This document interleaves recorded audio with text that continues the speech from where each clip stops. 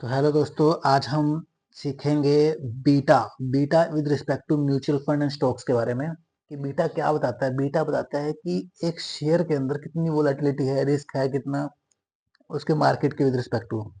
तो समझ लो हम एक बैंकिंग स्टॉक लेते हैं, कोई एग्जांपल में पीएनबी बैंक का ले लेते हैं, पीएनबी का, जिसका आज की डेट में कोई भी प्राइस चल रहा हो, समझ लो 122 133 और मार्केट भी कुछ चल रही हो। तो अगर बीटा जीरो होता है ना, तो इसे मतलब जो पिंक लाइन है ना, पिंक लाइन रिप्रेजेंट कर रहा है बेंचमार्क को और मार्केट को।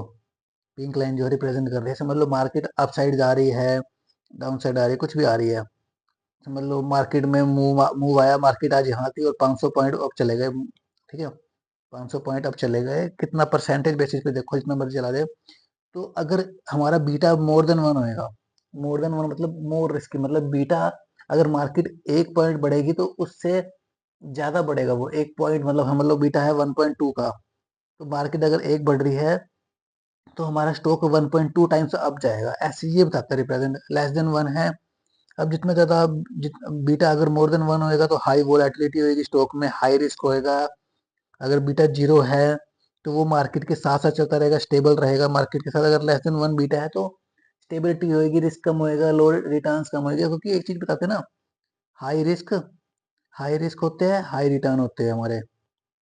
तो ये भी एक फैक्टर है, बीटा भी एक फैक्टर है जिसको हमें कंसीडर करना चाहिए देखने के लिए कि स्टॉक में हमें इन्वेस्ट करना चाहिए नहीं करना चाहिए।